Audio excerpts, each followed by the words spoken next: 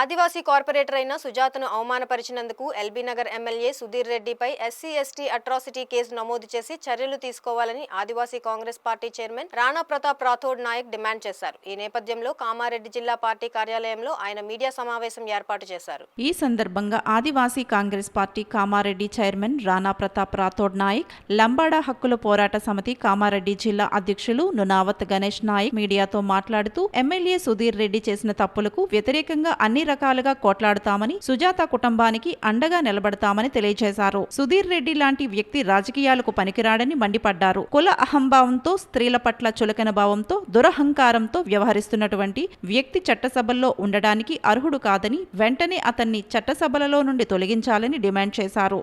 ఈ కార్యక్రమంలో కామారెడ్డి ఆదివాసీ Congress party senior నాయకులు శంకర్ నాయక్, బద్రీ నాయక్, లాలు నాయక్, సతీష్ నాయక్, గిరిజన కాంగ్రెస్ పార్టీ నాయకులు తదితరులు పాల్గొన్నారు. మరి అందులో మా మహిళ మా అక్క ఆడపడుచును మరి అనుచిత వ్యాఖ్యలు చేసిన ఎమ్మెల్యే సుధీర్ రెడ్డిని వెంటనే బర్తరఫ్ చేయాలని చెప్పేసి మేము కామారెడ్డి నుంచి గిరిజన నాయకులు డిమాండ్ చేస్తూ ఉన్నాము.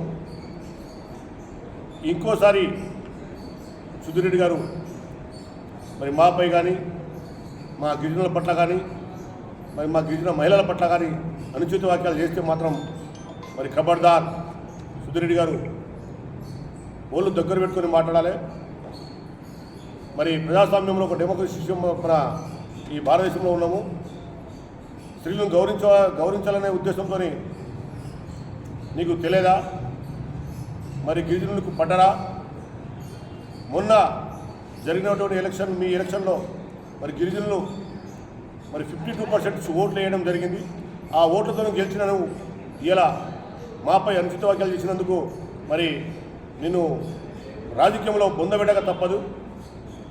మరి మేము హెచ్చరిక చేస్తాం కామారెడ్డి ప్రాంతం నుంచి ఇంకోసారి మాట్లాడితే నాలుగు కోసం బిడ్డ జాగ్రత్త అని చెప్పి చెప్తూ మరి మా నాయకులందరికీ క్షమాపణ చెప్పాలి. మరి మా ఆడపడుచుకు క్షమాపణ చెప్పాలి. చెప్పకపోతే మాత్రము ఈ ఉద్యమము ఉధృతం చేస్తామని చెప్పేసి కామెంట్ చేస్తూ ఉన్నాము.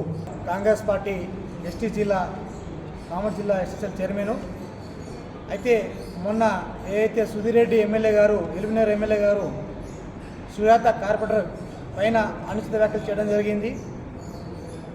ఒక లంబాడి జాతిలో పుట్టిన ఆడబిడ్డగా ఆమె ఈరోజు ఎల్బీనగర్లో ఒక కార్పొరేటర్గా ఉండడం జరిగింది.